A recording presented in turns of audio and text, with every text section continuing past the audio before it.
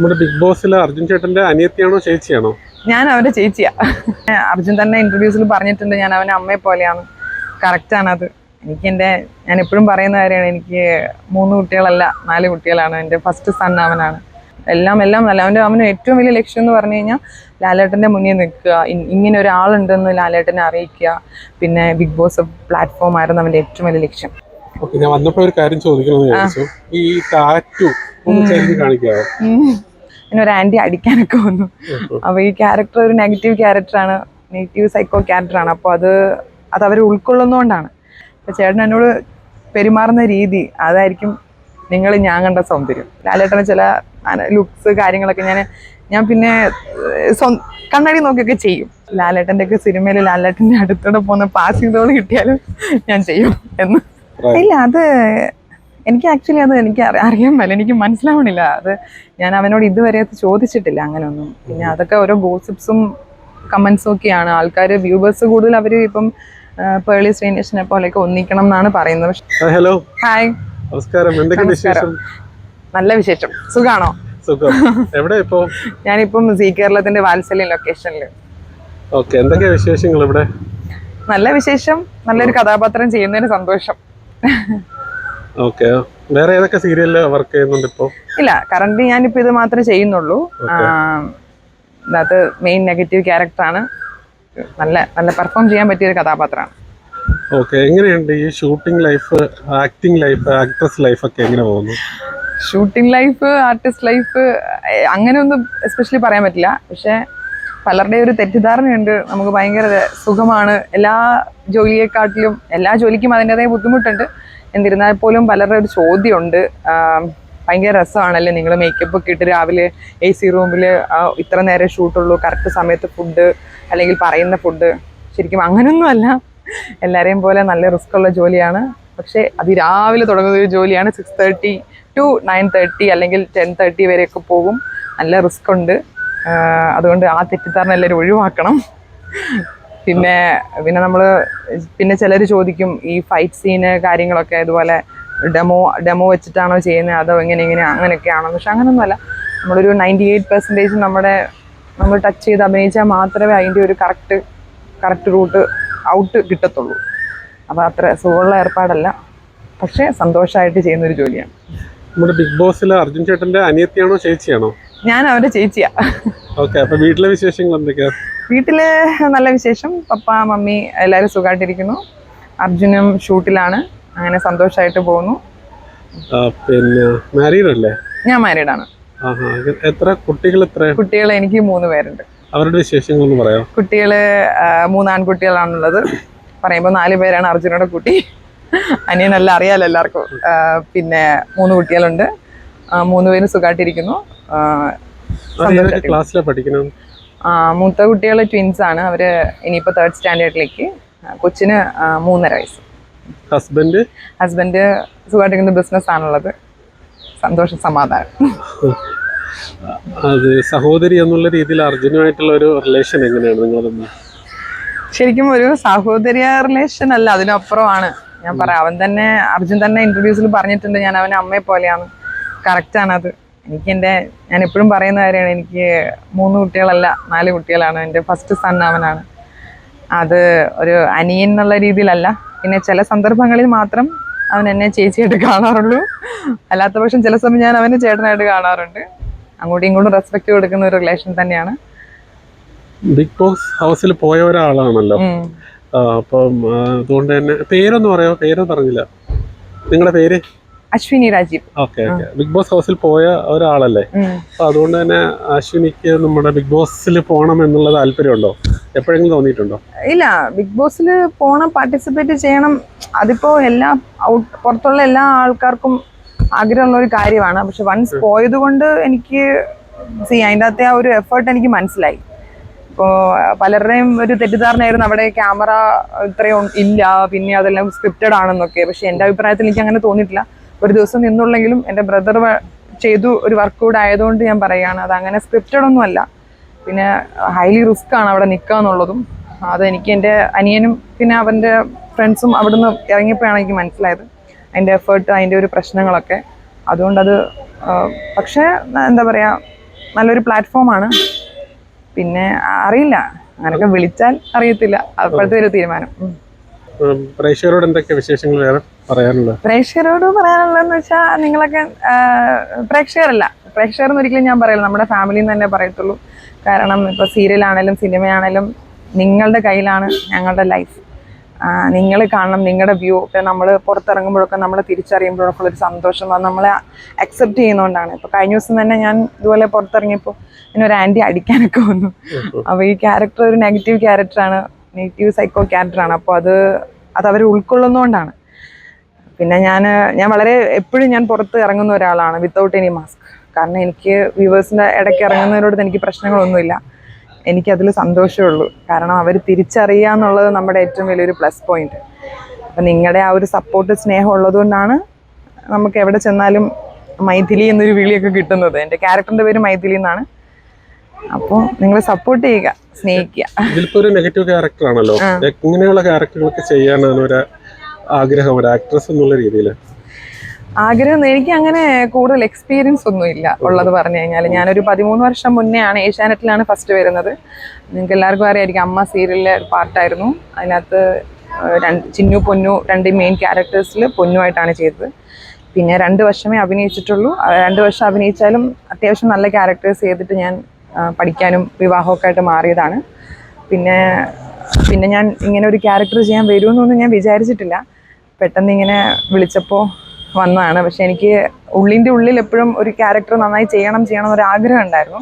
അത് ഈ ഫീൽഡിൽ വന്ന് ഇതിനോട് ക്യാമറ ഓൺ ചെയ്യുമ്പോഴാണ് നമുക്ക് പിന്നെ മനസ്സിലാകത്തുള്ളൂ നമ്മൾ എത്രത്തോളം അതിൽ വീണ്ടും ആഗ്രഹിക്കുന്നു എന്നുള്ളത്. അപ്പം എനിക്ക് കിട്ടി ഈ കഥാപാത്രം ഞാൻ 100% ഉൾക്കൊണ്ടാണ്, മീൻസ് ഞാനായിട്ട് നിന്നാണ് ചെയ്യുന്നത്. അപ്പോൾ ബാക്കിയെല്ലാം പ്രേക്ഷകരുടെ കയ്യിലാണ്. അതുപോലെ തന്നെ എനിക്ക് പെർഫോം ചെയ്യാൻ പറ്റിയ ക്യാരക്ടേഴ്സ്, അതിപ്പോൾ എന്ത് തന്നെ ആയാലും പെർഫോമൻസ് ഉണ്ടാവണം. നമുക്ക് നമ്മളുടെ ഉള്ളിലെ ക്രിയേറ്റിവിറ്റി അല്ല, നമ്മളുടെ ഉള്ളിലൊരു ആർട്ടിസ്റ്റിനെ നമ്മൾ പുറത്ത് കൊണ്ടുവരുന്ന രീതിയിലുള്ള ക്യാരക്ടേഴ്സ് ചെയ്യാനാണ് ഇഷ്ടം. അങ്ങനെ ഒരു ക്യാരക്ടറാണിതും. ഫാമിലിയെ കുറിച്ച് പറഞ്ഞു, പിന്നെ ബ്രദറിനെ കുറിച്ച് പറഞ്ഞു, മക്കളെ കുറിച്ച് പറഞ്ഞു, ഫ്രണ്ട്സിനെ കുറിച്ചൊന്നും പറഞ്ഞില്ലല്ലോ. ഫ്രണ്ട്സിനെ കുറിച്ച് പറയുകയാണെങ്കിൽ ഒരുപാട് ഫ്രണ്ട്സ് ലിസ്റ്റ് ഉണ്ട് എനിക്ക്. ഞാൻ സുഹൃത്തുക്കളെ നന്നായി സൂക്ഷിക്കുന്ന ഒരാളാണ്. കാരണം സുഹൃത്തുക്കളാണ് എനിക്ക് തോന്നുന്നത്, എനിക്ക് ശരിക്കും പറഞ്ഞാൽ ഞാൻ എല്ലാവരുടെയും ബെസ്റ്റ് ഫ്രണ്ട് ആയിരിക്കും. പക്ഷെ എനിക്കൊരു ബെസ്റ്റ് ഫ്രണ്ടിനെ ചൂസ് ചെയ്യാൻ എനിക്ക് ഭയങ്കര ബുദ്ധിമുട്ടുണ്ട്. അങ്ങനത്തെ ഒരു ക്യാരക്ടറാണ് ഞാൻ. അത് എല്ലാവരെയും ഞാൻ പെട്ടെന്ന് മനസ്സിലാക്കാറുണ്ട്, എല്ലാവരുമായിട്ട് ഞാൻ പെട്ടെന്ന് അടുക്കാറുണ്ട്. ആരോട് ചോദിച്ചാലും ചിലപ്പോൾ പറയാം അവൾ എൻ്റെ ബെസ്റ്റ് ഫ്രണ്ടാണെന്ന് പറയാം. പക്ഷേ എനിക്കൊരു ബെസ്റ്റ് ഫ്രണ്ടിനെ പിക്ക് ചെയ്യാൻ കുറച്ച് പാടുള്ള കൂട്ടത്തിലാണ്. എല്ലാവരോടും ഞാൻ ഒരുപോലെ നിൽക്കുന്നൊരു വ്യക്തിയാണ്. അങ്ങനെ ഒരു ഇന്ന ആള്, ഒരു പർട്ടിക്കുലർ പേഴ്സൺ എന്നുള്ള ഒരു പിക്ക് ചെയ്യാറില്ല ഞാൻ. പക്ഷേ ആരെങ്കിലും മീൻസ് അങ്ങനെ ഒരു ഗ്യാങ് ഉണ്ടെങ്കിലും അല്ലെങ്കിൽ ഒരാളുണ്ടെങ്കിലും ഞാൻ പൊന്നുപോലെ കാത്തു സൂക്ഷിക്കും. സൗഹൃദം എനിക്ക് അത്രയ്ക്ക് ഇഷ്ടമാണ്. സൗഹൃദങ്ങളിൽ കുറച്ച് ആൾക്കാരുടെ പേര് പറയാൻ പറ്റുമോ? സൗഹൃദം സ്റ്റാലിൻ ചേട്ടൻ ഒന്ന്, പിന്നെ ശ്യാം, സുമിത് ചേച്ചി, ബിൻസ, റീത്ത ചേച്ചി, നൗറിൻ, പിന്നെ എൻ്റെ സ്കൂൾ ഫ്രണ്ട്സ് ഉണ്ട് കുറേ പേര്. നമ്മുടെ വാട്സപ്പ് ഒക്കെ ഉണ്ടല്ലോ ഇപ്പോൾ, അതുകൊണ്ട് ആരും മിസ്സാവത്തില്ല. LKG മുതലുള്ള വാട്സപ്പ് ഗ്രൂപ്പ്സ് ഉണ്ട് ഇപ്പോൾ. ഞങ്ങളിപ്പം ഗെറ്റ് ടുഗദർ ഒക്കെ വെക്കാനുള്ള പ്ലാനിങ് ഒക്കെ ഉണ്ട്. അല്ല, ഞാൻ പറഞ്ഞ വെച്ചാൽ എനിക്ക് എവിടെ ചെന്നാലും ഒരു ഗ്യാങ് ഓഫ് പീപ്പിൾസ് കിട്ടും ഫ്രണ്ട്സിനെ. അത് ഞാൻ വളരെ സൂക്ഷിച്ച് വെക്കാറുണ്ട്. ഞാൻ വന്നപ്പോ ഒരു കാര്യം ചോദിക്കണമെന്ന് വിചാരിച്ചു. ഈ ടാറ്റു ഒന്ന് കാണിക്കാവോ? ഈ ടാറ്റു അതിനെ കുറിച്ചൊന്ന് പറയാമോ? എന്താണ് ഈ ടാറ്റു? ആക്ച്വലി ഇത് എന്നെ കളിയാക്കി എല്ലാവരും ചോദിക്കാറുണ്ട്, ഇത് കാക്കയാണോ പ്രാവാണോ എന്നൊക്കെ. ശരിക്കും അല്ല, ഇതൊരു ഫിനിക്സ് പക്ഷിയുടെ കാരിക്കേച്ചർ പിക്ചറാണ്. ഇത് ആക്ച്വലി ഇതിനൊരു സ്റ്റോറി ഉണ്ട്. എന്ന് വെച്ചാൽ എൻ്റെ ചൈൽഡ്ഹുഡ് എന്ന് പറയുന്നത്, ഞങ്ങളൊക്കെ സാധാരണ കട്ടപ്പന നാട്ടുപ്രദേശം മലയോരത്ത് താമസിക്കുന്ന ആൾക്കാരായിരുന്നു. അപ്പോൾ ഒബ്വിയസ്ലി നമ്മൾ ആ പ്രദേശത്ത് താമസിക്കുന്നവരൊക്കെ ഒന്നെങ്കിൽ കായികപരമായിട്ടുള്ള കാര്യങ്ങളിലോട്ടായിരിക്കും കൂടുതൽ പോകുക, കലയിൽ കാട്ടിലും.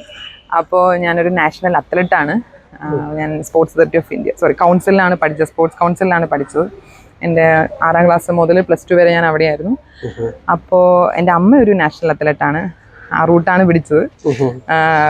അങ്ങനെ എനിക്ക് എന്താ പറയുക, ഒരുപാട് ചെറുപ്പം മുതലേ ഞാൻ ഒരുപാട് കഷ്ടപ്പെട്ട ഒരു വ്യക്തിയാണ്. ഇതിപ്പോൾ കഷ്ടപ്പാട് കൊണ്ട് മീൻസ് ജോലി എന്ത് തന്നെ ആയാലും നന്നായി അധ്വാനിച്ച് വളർന്ന ഒരാളാണ്. അതുകൊണ്ട് തന്നെ ഈ പക്ഷിയുടെ കഥ എല്ലാവർക്കും അറിയായിരിക്കും. ചാരത്തിൽ നിന്ന് പറന്നു അല്ലെങ്കിൽ സൂര്യനോളം എത്താൻ പറ്റുന്ന ഒരു പക്ഷി എന്നാണ് നമ്മൾ ബുക്സിലൊക്കെ വായിച്ചേക്കുന്നത്. അപ്പോൾ അതുകൊണ്ട് തന്നെ എനിക്ക് എന്ത് പറ്റാലും ഞാൻ തളരില്ല എന്നൊരു ആത്മവിശ്വാസം എനിക്കുണ്ട്. അതിപ്പോൾ എന്ത് തന്നെ സംഭവിച്ചാലും റെസ്റ്റ് എനിക്ക് എൻ്റെ ലൈഫിൽ എനിക്ക് എടുക്കാൻ താല്പര്യമില്ല. എനിക്ക് എൻ്റെ ശ്വാസം ഉള്ളിടത്തോളം കാലം, കയ്യോ കാലോ ഒടിഞ്ഞാലോ ഞാൻ അതില്ലാണ്ടുള്ള വർക്ക് ഞാൻ നോക്കും. അങ്ങനത്തെ ഒരു മെൻ്റൽ അതാണ് എനിക്ക്. അപ്പോൾ അതുകൊണ്ടുകൂടി എനിക്ക് ഇത് ഇഷ്ടപ്പെട്ട് ഞാൻ ചെയ്തതാണ്. അങ്ങനെ ഒരു ലക്ഷ്യത്തിലെത്തും അല്ലെങ്കിൽ എത്തി എന്നുള്ളൊരു. അച്ഛനും അമ്മയൊക്കെ പപ്പ റിട്ടയർ ആവാൻ പോകുന്നു. പപ്പ ഫോറസ്റ്റ് ഡിപ്പാർട്ട്മെൻറ്റിലാണ്. മമ്മി ഹൗസ് വൈഫാണ്. സന്തോഷമായിട്ടിരിക്കുന്നു. അവർ എപ്പോഴും ഒരു പ്രൗഡ് പേരൻസ് ആണ്. അവരുടെ വായിൽ നിന്ന് തന്നെ എപ്പോഴും വരുന്നൊരു കാര്യം. ഒരിക്കലും ഞാനും എൻ്റെ അനിയനും ഒരു പ്രശ്നങ്ങൾ ഉണ്ടാക്കുന്ന കുട്ടികളല്ലായിരുന്നു. അവർക്ക് അന്നും ഇന്നും അമ്മയും പപ്പയും ഇൻ്റർവ്യൂസിൽ പറഞ്ഞിട്ടുണ്ടത്. അവർക്ക് അന്നും ഇന്നും എനിക്കും എൻ്റെ അനിയനും എപ്പോഴും ഞങ്ങൾ പറയുമായിരുന്നത്, ഞാൻ കാരണം അല്ലെങ്കിൽ നീ കാരണം നമ്മുടെ പപ്പയും മമ്മിയും അറിയപ്പെടണം എന്നുള്ള രീതിയിലായിരുന്നു. അതുകൊണ്ട് അവരിപ്പോഴും വെളിയിൽ ഇറങ്ങുമ്പോഴും അശ്വിനിയുടെ പപ്പ അല്ലെങ്കിൽ അർജുൻ്റെ പപ്പ എന്ന് പറയുമ്പം അദ്ദേഹത്തിനുണ്ടാകുന്ന ആ ഒരു സന്തോഷമാണ് ശരിക്കും പറഞ്ഞാൽ നമുക്ക് കിട്ടുന്ന ഏറ്റവും വലിയ ട്രോഫി. അതുകൊണ്ട് തന്നെയാണ് ഇങ്ങനെ നമ്മളെന്താ ഒരിക്കലും ഒരു സാഹചര്യത്തിലും തളരാതെ പിടിച്ച് സന്തോഷത്തോടെ മുന്നേറാൻ നിൽക്കുന്നത്. അർജുനെ കുറിച്ച് ഓർക്കുമ്പോൾ മറക്കാൻ പറ്റാത്ത എന്തെങ്കിലും മൊമെന്റ്സ് ഉണ്ടോ ഷെയർ ചെയ്യാനായിട്ട്? മറക്കാൻ പറ്റാത്ത മൊമെന്റ്സ് എന്ന് പറഞ്ഞു കഴിഞ്ഞാൽ അവൻ്റെ കൊച്ചിലെ മുതലേ അവൻ്റെ ഓരോ കാര്യങ്ങളും നോക്കി നടത്തുന്നതും അവനെ പഠിപ്പിക്കുന്നത് ഞാൻ ആളല്ലായിരുന്നു ഇവിടെ. കാരണം അവൻ എന്നെക്കാൾ നല്ല ബ്രില്യൻ്റാ പഠിക്കുന്ന കാര്യത്തിൽ. ഞാൻ കുറച്ച് ഉഴപ്പായിരുന്നു പഠിക്കാൻ. അല്ല പഠിത്തം തേർഡും ബാക്കിയെല്ലാമായിരുന്നു എനിക്ക് ഫസ്റ്റും സെക്കൻഡും. ഞാൻ അത്യാവശ്യം പഠിക്കുന്ന ഒരു ആവറേജ് സ്റ്റുഡൻറ്റ് ഞാൻ. പക്ഷെ അവൻ നല്ല CBSE ക്ലാസ്സിൽ ഏറ്റവും നന്നായി പഠിക്കുന്ന ബുജ്ജിയായിരുന്നു. അവൻ അങ്ങനെ വലിയ മലയാളമൊന്നും അത്ര വലിയ കറക്റ്റായിട്ട് അറിയത്തില്ല. പിന്നെ ബാക്കി എല്ലാ കാര്യങ്ങളിലും സപ്പോർട്ട് ചെയ്യുന്ന ഞാനായിരുന്നു. എല്ലാം നല്ല അവന് ഏറ്റവും വലിയ ലക്ഷ്യം എന്ന് പറഞ്ഞു കഴിഞ്ഞാൽ ലാലേട്ടൻ്റെ മുന്നിൽ നിൽക്കുക, ഇങ്ങനെ ഒരാളുണ്ടെന്ന് ലാലേട്ടനെ അറിയിക്കുക. പിന്നെ ബിഗ് ബോസ് പ്ലാറ്റ്ഫോം ആയിരുന്നു അവൻ്റെ ഏറ്റവും വലിയ ലക്ഷ്യം. അപ്പോൾ അതിലോട്ട് എത്തിപ്പെടാൻ ഒരുപാട് കഷ്ടപ്പെട്ടു. ഞങ്ങൾ കുടുംബം അടക്കം ഒരുപാട് കഷ്ടപ്പെട്ടു, ഒരുപാട് വിഷമിച്ചു. അവൻ്റെ ആ ഒരു വിഷമം പിന്നെ അതിപ്പോൾ നല്ല സന്തോഷത്തിൽ നിൽക്കുന്ന ഒരു ടൈമാണ്. പിന്നെ അവൻ്റെ ഒരു ചെറിയ കാര്യം പോലും നമുക്ക് ഇപ്പം കൈയുടെ ഇഷ്യൂ അങ്ങനത്തെ ഇഷ്യൂ ഒക്കെ വന്നപ്പം വല്ലാണ്ട് തളർന്നിരുന്നു. പക്ഷെ എന്നാലും അവൻ്റെ ലക്ഷ്യം അവൻ സാധിച്ചെടുത്തത് കൊണ്ടും നമ്മളെല്ലാവരും നല്ല ഹാപ്പിയാണ്. ലാസ്റ്റ് ആൽബം കണ്ടായിരുന്നു അർജുന്റെ? ആരൊക്കെയായിരുന്നു അതിൽ അഭിനയിച്ചത്? അതിൽ ശ്രീതു അർജുനും ഒരു കുട്ടിയോടുണ്ട്. എനിക്ക് ആ കുട്ടിയുടെ പേര് അർജുനെ കുറിച്ച് എപ്പോഴും കമന്റ്സുകൾ വരാറുണ്ട്.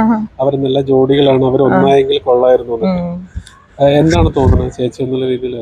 ഇല്ല, അത് എനിക്ക് ആക്ച്വലി എനിക്ക് അറിയാൻ പറ്റില്ല, എനിക്ക് മനസ്സിലാവണില്ല. അത് ഞാൻ അവനോട് ഇതുവരെ ചോദിച്ചിട്ടില്ല അങ്ങനെയൊന്നും. പിന്നെ അതൊക്കെ ഓരോ ഗോസിപ്സും കമന്റ്സും ഒക്കെയാണ്. ആൾക്കാർ വ്യൂവേഴ്സ് കൂടുതൽ അവർ ഇപ്പം പേളി ശ്രീനിവാസനെ പോലെയൊക്കെ ഒന്നിക്കണം എന്നാണ് പറയുന്നത്. പക്ഷെ അവരുടെ ഇന്നർ മൈൻഡിൽ അവർ നല്ല ഫ്രണ്ട്സാണ്. പിന്നെ ഇപ്പോൾ ഒരിക്കലും നമ്മുടെ കയ്യിലല്ല, അതൊക്കെ അവരുടെ രണ്ടിൻ്റെയും കയ്യിലാണ്. എന്തോ എൻ്റെ അഭിപ്രായത്തിൽ അവർ നല്ല സുഹൃത്തുക്കളാണ്. അങ്ങനെ തന്നെ മുമ്പോട്ട് പോട്ടെ, സന്തോഷമായിട്ടിരിക്കട്ടെ. അർജുന് വേറെ എന്തെങ്കിലും പ്രണയങ്ങളുള്ളതായിട്ട് അറിയാമോ? പ്രണയങ്ങൾ അങ്ങനെ ഇതുവരെ അങ്ങനെയൊന്നും പറയുന്നതായിട്ട് വീട്ടിൽ അങ്ങനെ വന്ന് പറഞ്ഞിട്ടില്ല. അവൻ ഒന്നാമത് നല്ലൊരു ഇൻട്രോവേർട്ട് ക്യാരക്ടറാണ്. അവൻ ഉൾവലിഞ്ഞൊരു സ്വഭാവമാണ്. നമ്മളിപ്പോൾ ഒരു ഫംഗ്ഷന് പോയാലും അവൻ മാക്സിമം ഉൾവലിഞ്ഞിട്ട് എന്നെ തള്ളിവിടാനേ നോക്കത്തുള്ളൂ. അപ്പോൾ അങ്ങനത്തെ ഒരു ക്യാരക്ടറാണ് അവൻ. ജിമ്മ്, പിന്നെ അവൻ്റെ റൂം, പിന്നെ ഫുഡൊക്കെ ആണെങ്കിലും വളരെ കുറച്ചൊക്കെ അവൻ ഭയങ്കര ചൂസ് ചെയ്യണം. ടെമ്പിൾ, പിന്നെ ഏറ്റവും കൂടുതൽ സമയം മമ്മിയുടെ അടുത്താണ് സ്പെൻഡ് ചെയ്യുന്നത്. ഞാൻ അധികം നാൾ വീട്ടിൽ വരില്ല. മീൻസ് ഞാൻ വെക്കേഷൻ ടൈംസിലൊക്കെ അല്ലേ ചെല്ലുന്നു. അങ്ങനെ ഒരു പ്രണയം അങ്ങനെ എനിക്ക് ഇന്ന ആളെ അത്രയ്ക്ക് ഇഷ്ടം അങ്ങനൊന്നും അവൻ എന്നോട് പറഞ്ഞായിട്ട് എനിക്ക് വലിയ ഓർമ്മയില്ല. ബ്രേക്ക്ഫാസ്റ്റ് ഒക്കെ കഴിച്ചായിരുന്നു? ബ്രേക്ക്ഫാസ്റ്റ് കഴിച്ചു. എന്താണ് ഫേവറേറ്റ് ഫുഡ്? ചോറും മീൻകറിയും. എത്ര കിട്ടിയാലും ഒന്നുമില്ല. ചെറുപ്പത്തിലൊക്കെ വാരി വലിച്ച് വിശപ്പറിയാണ്ട് രുചിയേറി കഴിക്കുമായിരുന്നു. ഇപ്പൊ ഒക്കെ ഈ കുക്കറിന്റെ ഒക്കെ വിസിലടിച്ചാൽ തന്നെ വണ്ണം വെക്കുന്ന ഒരു ശരീരപ്രകൃതി, അതുകൊണ്ട് പെട്ടെന്ന് ഫാറ്റ് ആവും. അതുകൊണ്ട് തന്നെ ഇപ്പൊ കുറച്ച് ലിമിറ്റ് ചെയ്യുന്നുണ്ട്. എന്നും പറഞ്ഞ് വലിയ ഹെവി ഡയറ്റ് ഒന്നുമില്ല, അങ്ങനെ ഇന്നത് കഴിക്കൂല എന്നൊന്നുമില്ല. പിന്നെ നമ്മളുടെ ഇൻഡസ്ട്രി ഇതായതുകൊണ്ട് നമുക്ക് ഏത് സമയം എന്താണ് കിട്ടുന്നതെന്നൊന്നും പറയാൻ പറ്റത്തില്ല. പിന്നെ നമ്മുടെ ആ ഒരു ടയർനെസ് ഒക്കെ കൊണ്ട് നമ്മൾ കിട്ടുന്ന ആഹാരങ്ങൾ കഴിക്കാറുണ്ട്. പിന്നെ ചിലപ്പോൾ സമയം തെറ്റി കഴിക്കാറുണ്ട്. അങ്ങനെ ഒരു പർട്ടിക്കുലർ ഡയറ്റ് കാര്യങ്ങളൊന്നുമില്ല. പിന്നെ എസ്പെഷ്യലി ശ്രദ്ധിക്കുന്നത് പഞ്ചസാര ഇൻടേക്ക് ചെയ്യുന്നില്ല. എനിക്ക് പഞ്ചസാര കഴിക്കാൻ പറ്റാത്തത് കൊണ്ടാണ്. പക്ഷെ ഇഷ്ടക്കുറവൊന്നുമില്ല. ഏറ്റവും ഇഷ്ടം നാടൻ ഫുഡാണ്. അങ്ങനെ വലിയ ഈ ബർഗർ അങ്ങനത്തെ സംഭവങ്ങളൊന്നും ഇഷ്ടമല്ല, ഞാൻ ചൂസ് ചെയ്യാറില്ല. എപ്പോഴും ഈ ഇച്ചിരി ചോറോ കപ്പയോ പിന്നെ വൈകുന്നേരം ഒരു പരിപ്പോടിയോ ചായയൊക്കെ കിട്ടിയ സന്തോഷം. ഈ വീഡിയോ കാണുന്ന ആൾക്കാർ ഏറ്റവും കൂടുതൽ കമന്റ് ചെയ്യാൻ പോകുന്നത് ഈ സൗന്ദര്യത്തിന്റെ രഹസ്യം എന്ത് എന്നായിരിക്കും. അങ്ങനെ ചോദിച്ചു കഴിഞ്ഞാൽ എന്തായിരിക്കും പറയാനുള്ളത്? സൗന്ദര്യം എന്നുള്ളൊരു ഫാക്ട് ഞാൻ ഒന്നിലും കാണാറില്ല. എൻ്റെ ഒരു കാഴ്ചപ്പാടില് സൗന്ദര്യം എന്ന് പറയുന്നത് ഒരാളുടെ പെരുമാറ്റത്തിലാണ് ഞാൻ ചൂസ് ചെയ്യുന്നത് സൗന്ദര്യം. അല്ലാതെ ഒരിക്കലും ഒരു ഫേസിലെ ഒരു ബോഡി സ്ട്രക്ചറോ അല്ലെങ്കിൽ ഫേസ് അതൊന്നും അല്ല. പിന്നെ ഓരോരുത്തരുടെയും കാഴ്ചപ്പാടാണ് എന്താണ് സൗന്ദര്യം എന്നുള്ളത്. എന്നോട് ചോദിക്കുകയാണെങ്കിൽ ഞാൻ പറയും, ഇപ്പം ചേട്ടൻ എന്നോട് പെരുമാറുന്ന രീതി അതായിരിക്കും ഞാൻ കണ്ട സൗന്ദര്യം. അങ്ങനെ ഞാൻ പറയത്തുള്ളൂ. എനിക്ക് എന്തെങ്കിലും സൗന്ദര്യം ഉണ്ടോ എന്ന് ഞാനുമായിട്ട് ഇടപെടുന്നവരെ വേണം പറയാൻ. അശ്വിനെ പോലെ ഒരുപാട് ആൾക്കാര് ഒരു സീരിയലിൽ കൂടെയോ അല്ലെങ്കിൽ എന്തെങ്കിലും ഒരു ചെറിയ ക്യാരക്ടർ ചെയ്തുകൊണ്ട് തന്നെ സിനിമയിലോ സീരിയലോ ഒക്കെ വരണമെന്ന് ആഗ്രഹിക്കുന്ന ഒരുപാട് ആൾക്കാരുണ്ട്. അങ്ങനെ ആഗ്രഹിക്കുന്ന പെൺകുട്ടികളോട് ഇതിൽ പ്രവർത്തിക്കുന്ന ഒരാളെന്നുള്ള രീതിയിൽ എന്തായിരിക്കും അവർക്ക് കൊടുക്കാൻ പറ്റുന്ന ഒരു ഉപദേശം? കൊടുക്കാൻ പറ്റുന്ന ഒരു ഉപദേശം എന്ന് പറഞ്ഞാൽ, ഉപദേശം തരാൻ മാത്രം ഞാനൊന്നുമല്ല, പക്ഷെ എന്നാലും ലക്ഷ്യം. പിന്നെ ഞാൻ സ്ക്രിപ്റ്റ് അല്ലെങ്കിൽ ക്യാമറ കാണുന്നത് ഒരു ടെമ്പിൾ അല്ലെ ഒരു ചർച്ചിൽ കയറുന്ന രീതിയിലാണ്. മീൻസ് നമ്മൾ ലൊക്കേഷനിലോട്ട് വരുന്നതും ക്യാമറ ഓൺ ആക്കുന്നതും സ്ക്രിപ്റ്റ് ഓപ്പൺ ചെയ്യുമ്പോഴും നമ്മൾ ആ ഒരു ക്യാരക്ടറായി മാറുകയാണ്. അപ്പം അത് ഉള്ളിലത് ചെയ്യാൻ ആഗ്രഹിക്കുന്നവർ ലക്ഷ്യം തന്നെയാണ് ഇമ്പോർട്ടൻസി.